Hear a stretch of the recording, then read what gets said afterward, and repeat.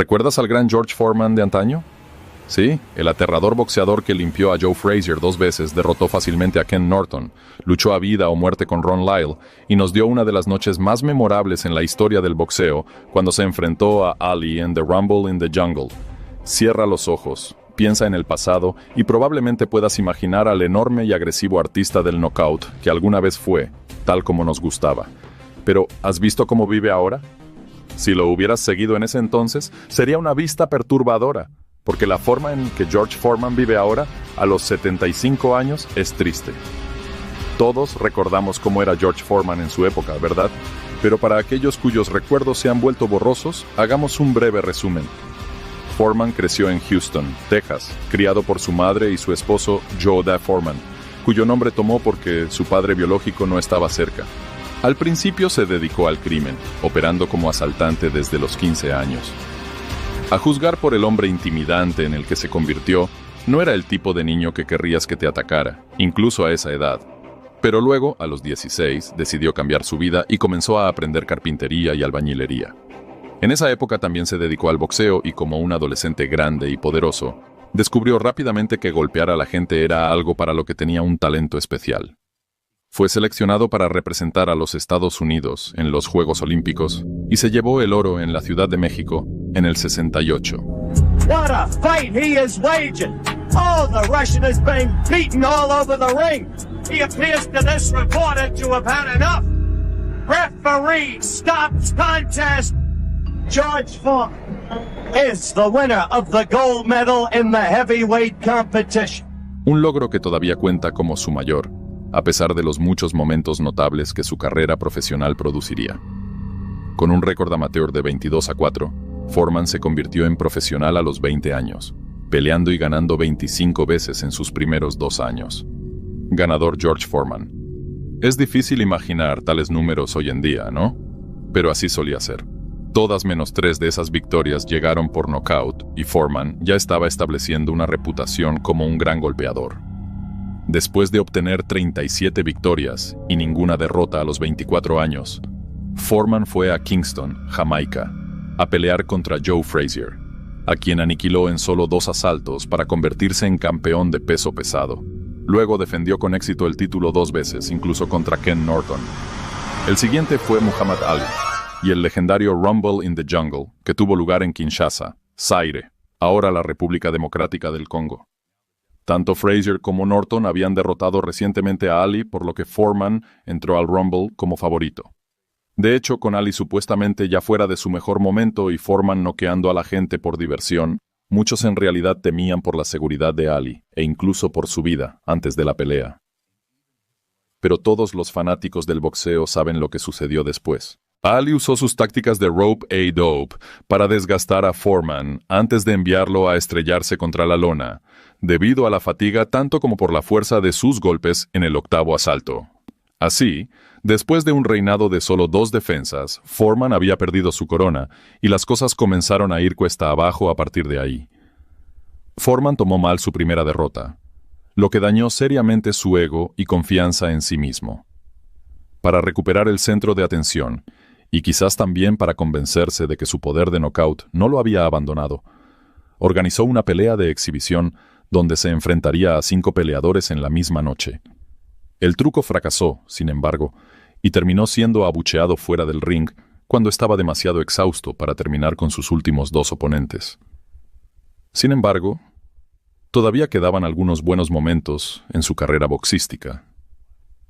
Uno llegó cuando regresó al ring profesional más de un año después de su derrota ante Ali para enfrentar a Ron Lyle. El poder de golpeo de Lyle estaba al mismo nivel que el de Foreman, y la pelea que siguió entre los dos ganó el premio a pelea del año de la revista The Ring.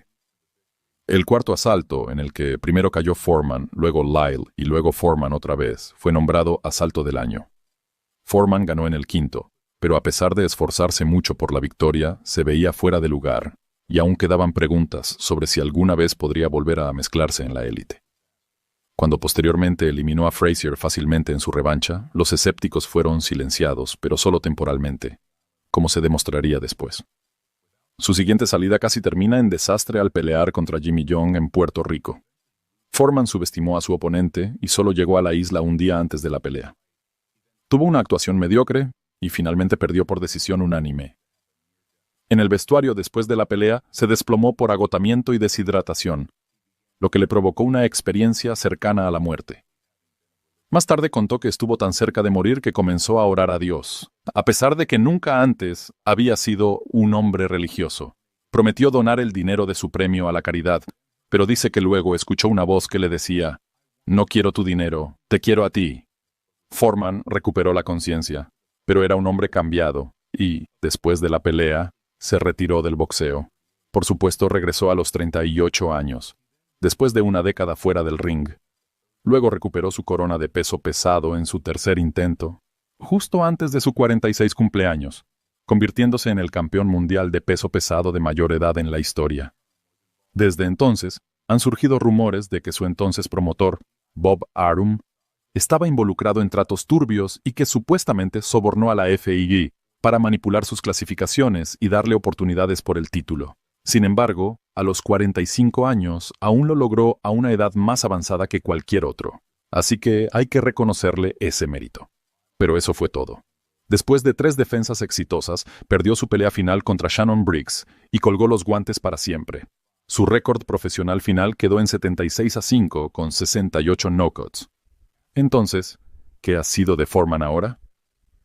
Después de su derrota ante Young y la posterior experiencia cercana a la muerte, experimentó un importante cambio de personalidad. En sus días de juventud, había sido uno de los peleadores más temidos del planeta. Un hombre enojado, hosco, distante y arrogante, al que otros boxeadores temían enfrentar y los periodistas evitaban entrevistar. Pero luego se convirtió en un hombre mucho más feliz, hablador e incluso jovial, con quien era divertido estar, muy lejos de la figura amenazante con la que una vez se hizo un nombre, poniendo a la gente a dormir en los 7. Claro, por un tiempo durante su regreso, todavía poseía poder de knockout en sus puños, pero el gran y aterrador George Foreman de antaño se había ido para siempre. Hoy en día, a los 75 años, se ha convertido en una figura paternal alegre, una idea que el joven George Foreman habría recibido con una sonrisa burlona mientras gruñía y rugía para ascender en el ranking del boxeo, noqueando a todos en su camino. Habiendo encontrado a Dios, se convirtió en pastor y ahora dirige servicios religiosos varias veces a la semana. Como puedes ver, realmente ha abandonado la imagen del hombre duro. En cambio, se ha transformado en un personaje apacible, mucho más accesible en su vejez. Peor aún para los fanáticos del deporte de cierta edad, Foreman no es recordado por ninguna de sus hazañas en el boxeo.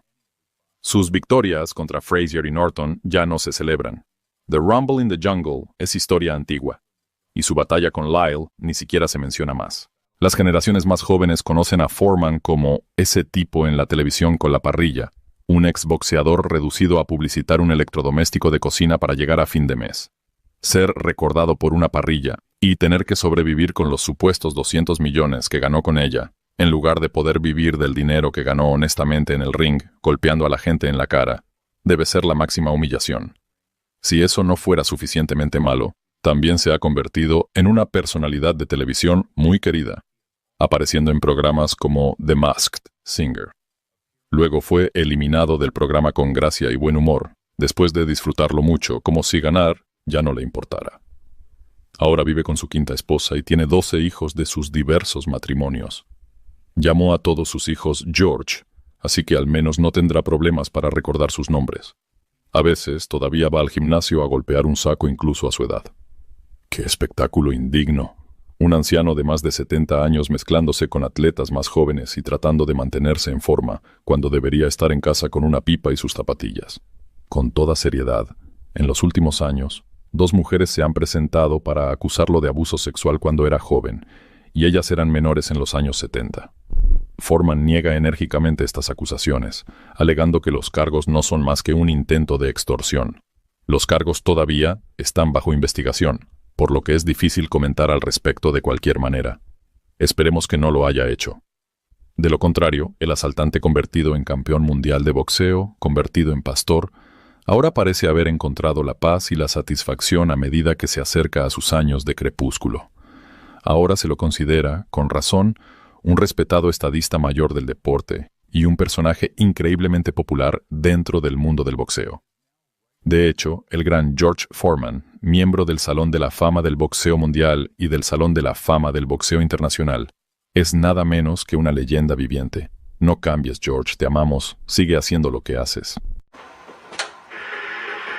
Winner by split decision, Ron Lyle. Activo durante posiblemente la mejor era de peso pesado de todos los tiempos, Ron Lyle llevó a Muhammad Ali a 11 asaltos, dejó al muy evitado Ernie Shavers de bruces y golpeó a George Foreman tan fuerte que Foreman luego informó que ni siquiera le dolió.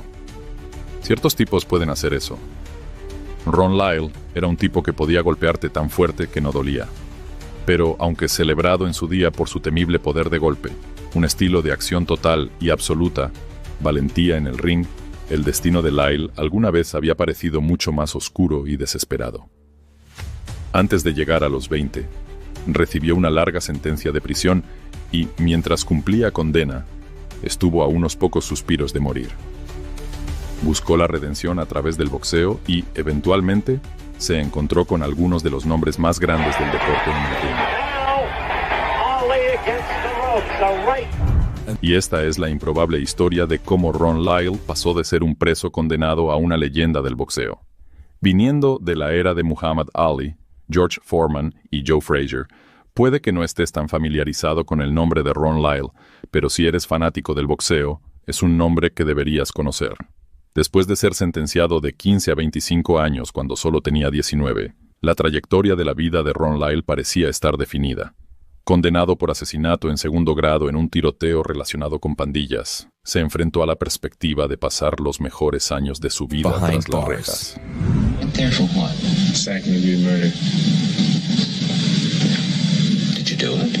Well, I don't think I did, but the judge, the jury thought I did, so I guess I did, ¿Fue él quien cometió el asesinato?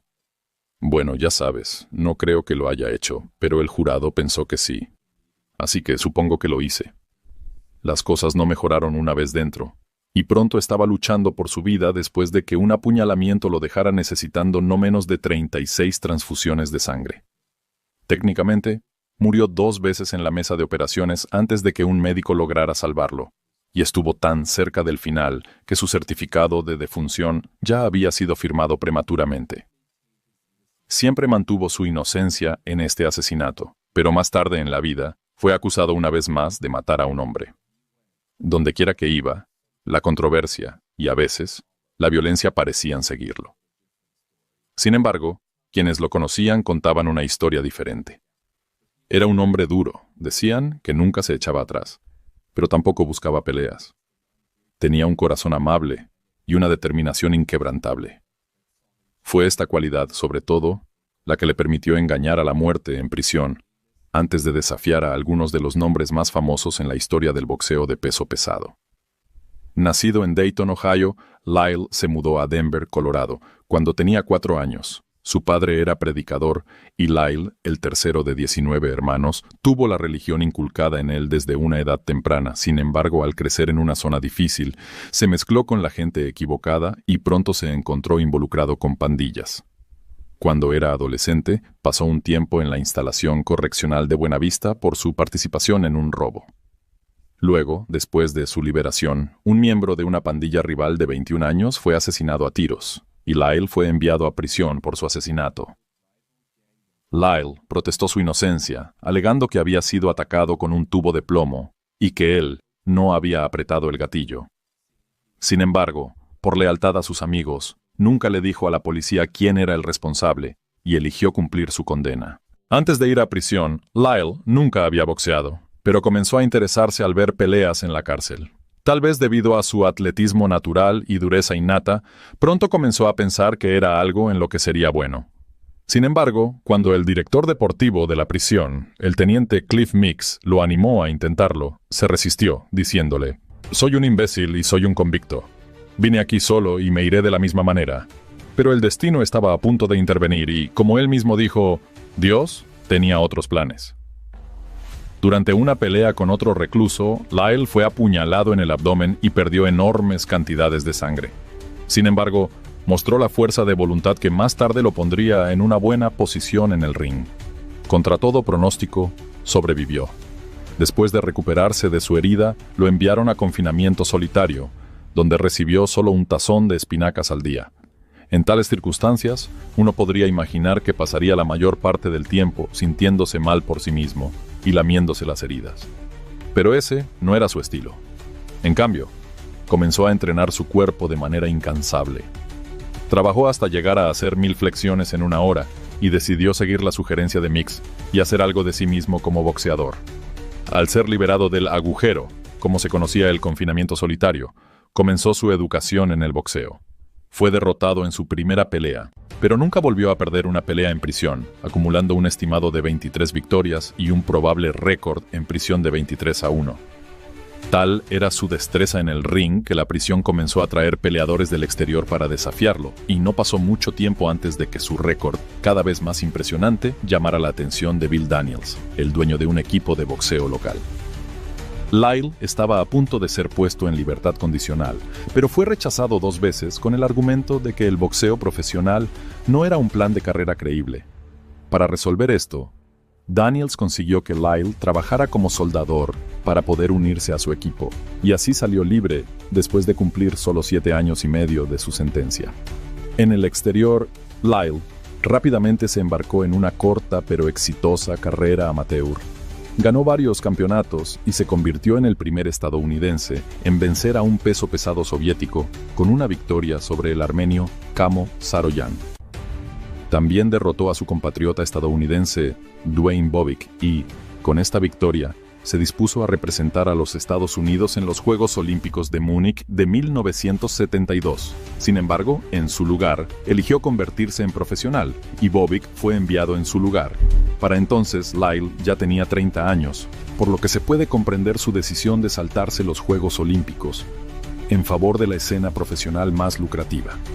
Pero incluso a esta edad, con un récord amateur posterior a la prisión de 25-7 con 17 knockouts, todavía se le consideraba un talento prometedor.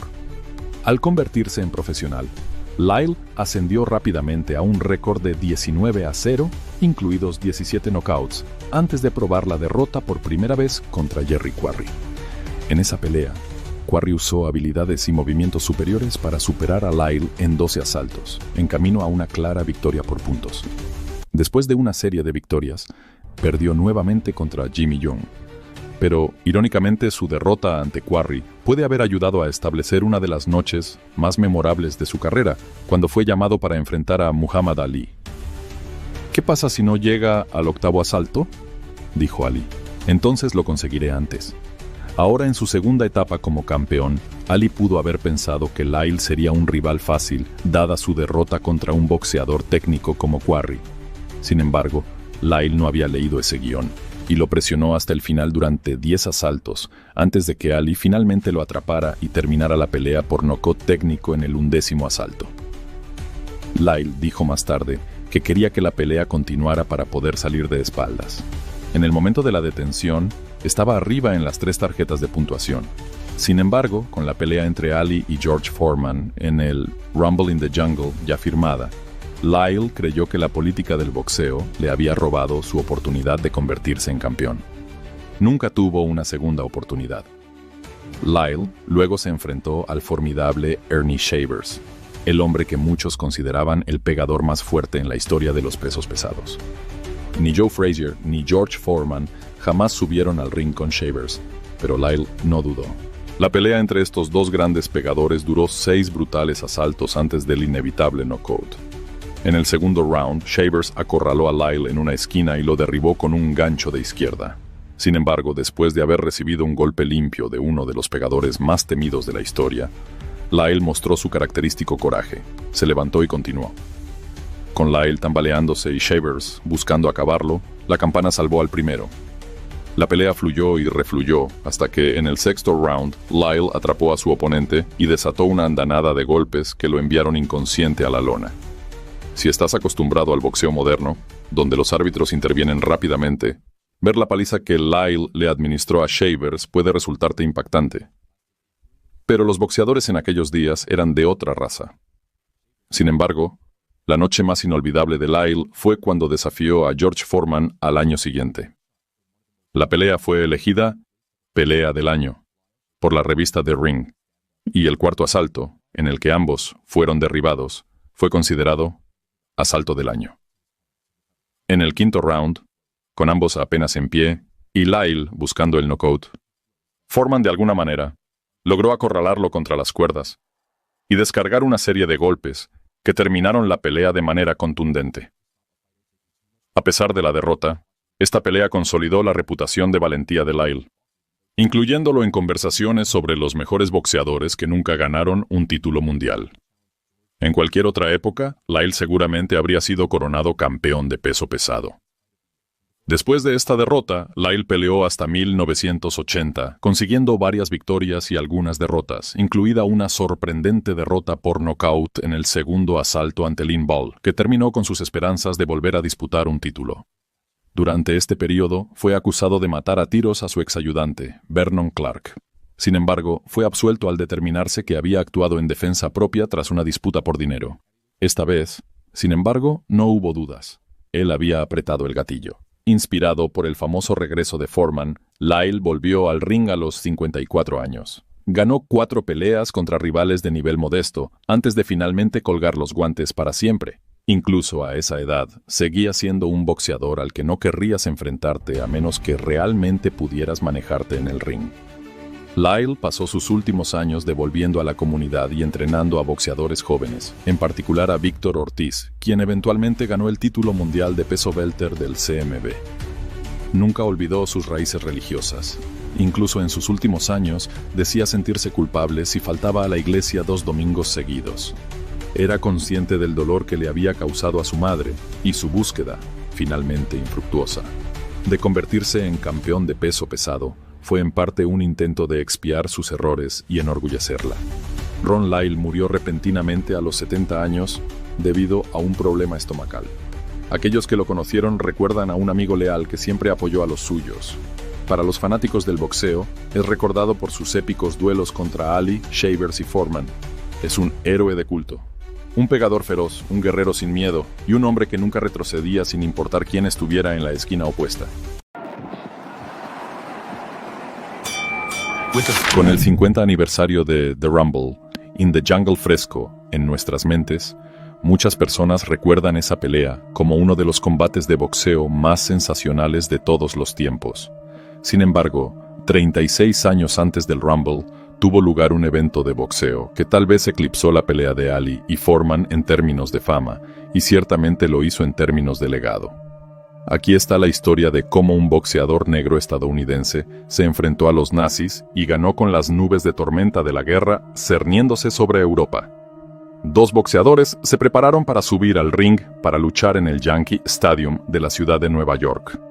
Para uno, era la oportunidad de vengarse del boxeador que lo había vencido en su encuentro anterior. Para el otro, era la oportunidad de recuperar la corona de peso pesado que había perdido unos años antes.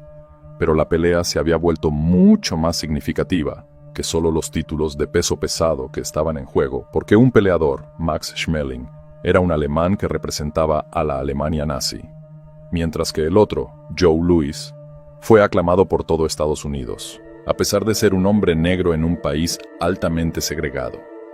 El evento se volvió enorme, trascendiendo el deporte y los logros de Joe Louis. Permitió que los atletas negros posteriores obtuvieran la aceptación y el reconocimiento que merecían. Joe Louis Barrow nació en Alabama en 1914, nieto de antiguos esclavos, y se mudó a Detroit cuando tenía alrededor de 12 años.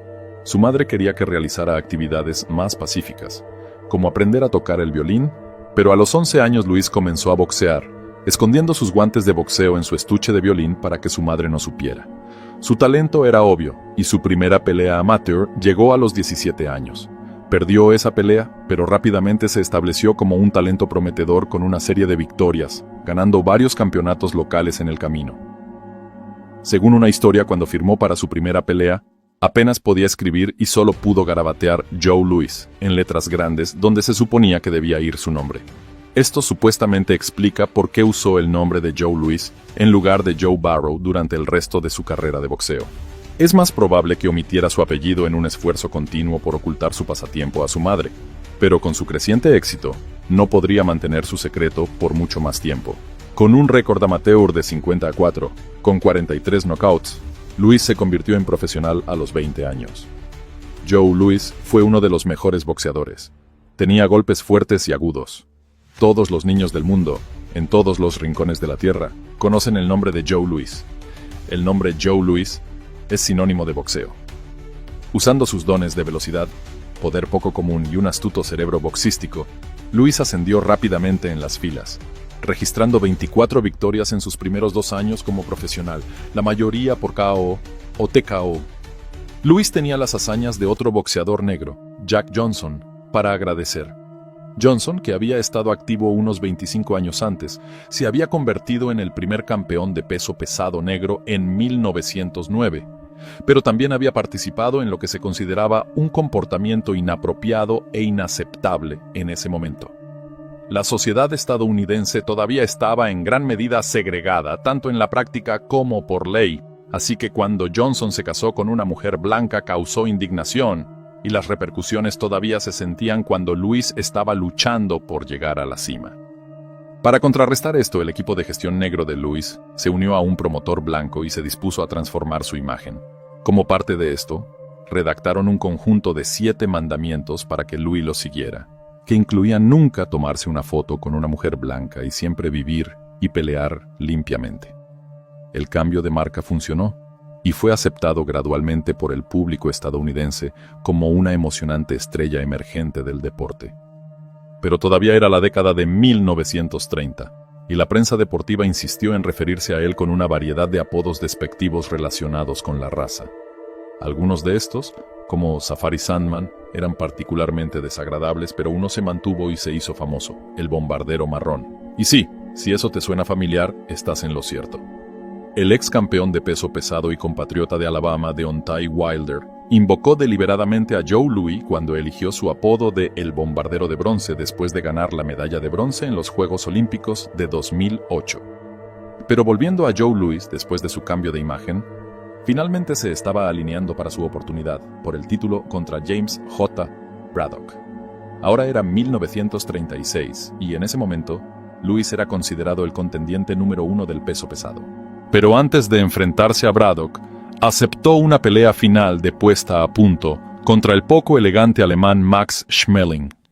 Schmeling era un ex campeón mundial, pero se le había dado el título después de una victoria por descalificación y lo perdió poco después.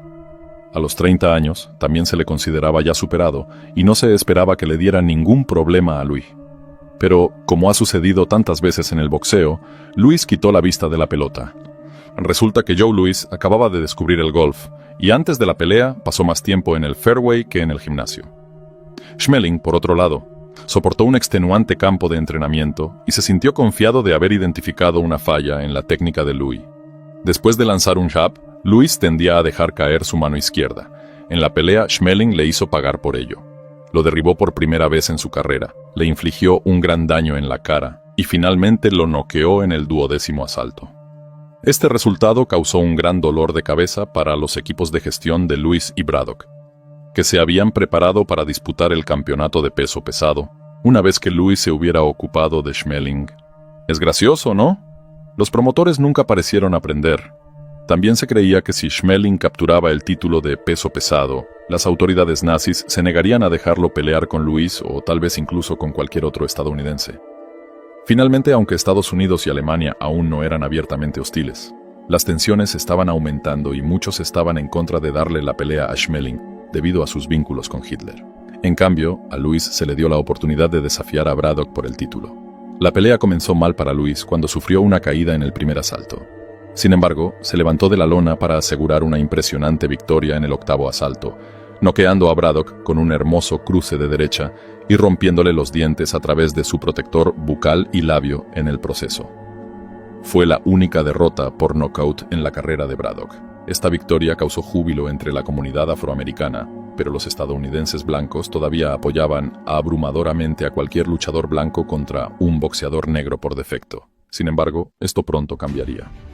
Louis defendió su título 3 veces en los siguientes 12 meses. pero para él solo había una pelea por hacer. Estaba desesperado por vengar su derrota ante Schmeling y se negó a llamarse campeón antes de lograrlo. Y un año después del día en que venció a Braddock, se le dio la oportunidad de intentarlo. Era 1938 y, para entonces, las hostilidades entre los Estados Unidos y Alemania eran mucho más abiertas. El sentimiento público también era abiertamente anti-alemán, especialmente después de la anexión de Austria a principios de ese año. Esto le dio a la pelea una nueva dimensión, porque ya no era solo un combate de boxeo. Se convirtió en un choque de ideologías. En la preparación, Louis era plenamente consciente de las expectativas del público, e incluso el presidente Franklin D. Roosevelt le dijo: Joe, necesitamos músculos como los tuyos para vencer a Alemania. Por otro lado, los propagandistas alemanes aprovecharon al máximo el próximo encuentro, afirmando con confianza que ningún boxeador negro podría vencer a su hombre y que Schmeling proporcionaría más pruebas de la superioridad de la raza aria. A medida que se acercaba la pelea, esta ganó impulso debido a su importancia política. Se convirtió en una de las peleas más grandes y esperadas de todos los tiempos, y en uno de los eventos deportivos más importantes del siglo XX. Y en este contexto, algo había cambiado. Por primera vez, la mayoría de los estadounidenses blancos ahora apoyaban abiertamente al boxeador negro contra su oponente blanco. Como era de esperar, Louis se tomó esta pelea mucho más en serio que su encuentro anterior. Pero Schmeling estaba convencido de que Louis no podría hacer los ajustes. Fue mucho más relajado en su preparación.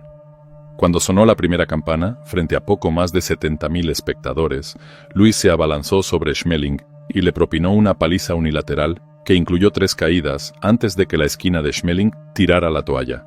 La pelea había durado 2 minutos y 4 segundos, y en todo ese tiempo, Schmeling solo había lanzado 2 golpes. Después de la pelea, Louis fue aceptado como un héroe nacional tanto por los estadounidenses negros como por los blancos, rompiendo barreras raciales y permitiendo que otros atletas negros siguieran sus pasos. Luego defendió su título 25 veces, un récord para todas las categorías de peso que todavía se mantiene hasta el día de hoy. Su periodo como campeón también sigue siendo el reinado individual más largo en cualquier categoría de peso. Después de retirarse del boxeo, se vio obligado a volver al ring debido a dificultades financieras. Ganó 8 peleas más y perdió 2. Su derrota final llegó en forma de una fuerte paliza por parte del prometedor Rocky Marciano. Luego, colgó los guantes para siempre con un récord profesional de 66-3, con 52 victorias por nocaut. La mayoría de los fanáticos del boxeo hoy en día consideran a Muhammad Ali el más grande de todos los tiempos, pero el propio Ali nombró a Joe Louis junto con Sugar Ray Robinson como los 2 más grandes en hacerlo. Por su parte, Schmeling jugó un papel renuente en la propaganda alemana de antes de la guerra. Aunque se negó a renunciar a su ciudadanía alemana y vio películas de la primera pelea con Hitler, fue de caza con Göring y fue elogiado por Goebbels, nunca se unió al partido nazi y se sintió incómodo con la forma en que se enmarcó la pelea. Su manager era un judío estadounidense al que se negó a despedir y también protegió a 2 niños judíos durante el pogrom de la Kristallnacht, por lo que sus acciones respaldan sus afirmaciones de que era solo un simple boxeador y no un simpatizante nazi. Después de su pelea, Schmeling y Louis se hicieron amigos cercanos. En el funeral de Louis, Schmeling fue uno de los pallbearers, portadores del féretro. Joe Louis murió el 12 de abril del 81. Después de haber servido en el ejército durante la guerra, el presidente Ronald Reagan otorgó permiso para que lo enterraran en el Cementerio Nacional de Arlington, a pesar de que nunca había visto combate. Quizás uno de los epitafios más apropiados vino del reconocido escritor deportivo Jimmy Cannon. Cuando se sugirió que Louis era un crédito para su raza, Cannon replicó: «Sí, Joe Louis es un orgullo para su raza, la raza humana».